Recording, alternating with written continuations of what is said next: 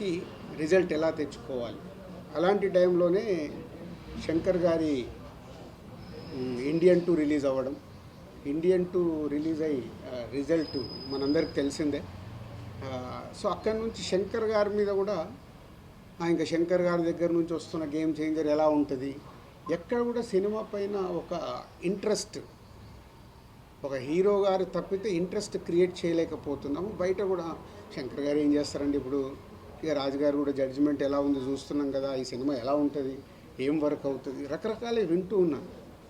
So వింటూ own చేసుకుంటూ లేదు, ఈ సినిమా ఏది నమ్మాను, శంకర్ గారు కథ చెప్పినప్పుడు 4 ఇయర్స్ బ్యాక్ ఏమి బిలీవ్ చేశాము అది ఉందా, సినిమాలో అది డెలివరీ చేస్తున్నామా అనే దాని మీదనే నంబర్ ఆఫ్ టైమ్స్ డిస్కషన్ పెట్టుకొని శంకర్ గారితో కూడా మాట్లాడుతూ, జనరల్గా మీ అందరికీ తెలుసు శంకర్ గారు ప్రొడ్యూసర్స్కి అంత యాక్సెస్ అనేది సినిమా విషయంలో, క్రియేటివిటీ విషయంలో ఏ పెద్ద డైరెక్టర్ కూడా ఇవ్వరు.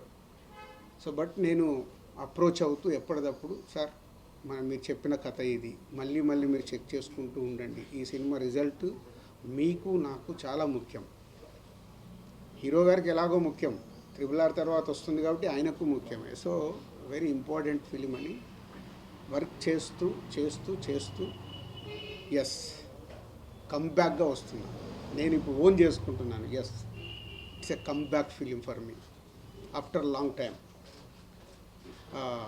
తెలుగు స్టేట్స్లో ఏ రకంగా తీసుకున్నా లాట్ ఆఫ్ కొట్టే మూమెంట్స్ ఉంటాయి. మన తెలుగు ప్రేక్షకులు సినిమా చూసి చిరంజీవి గారు ఒక మాట అన్నారు, కమర్షియల్ సినిమాలు అందరం చేస్తాం రాజు, శంకర్ గారు ఒకప్పుడు జెంటిల్మెన్ చేసిన, భారతీయుడు చేసిన, ఒకే ఒకటి చేసిన, కమర్షియల్తో పాటు మీరు ఆయన సినిమాలో ఒక మెసేజ్ వచ్చేది.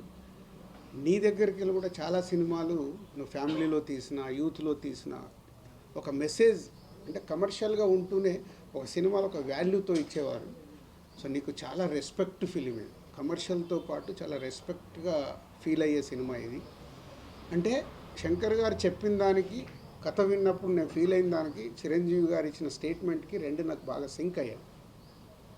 సో అలాంటి సినిమా ఇది, గేమ్ చేంజర్.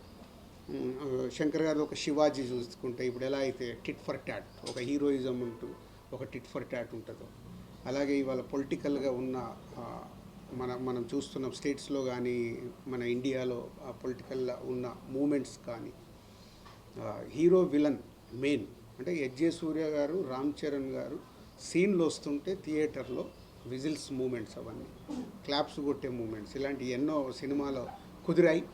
ఆయన అనుకున్నాయి ఫైనల్ చూసుకున్నప్పుడు అవి కుదిరాయి. సో గేమ్ చేంజర్ మా 3.5-4 సంవత్సరాల ఎమోషన్స్కి ఇంకో 4 రోజుల్లో కంప్లీట్ అవ్వబోతుంది.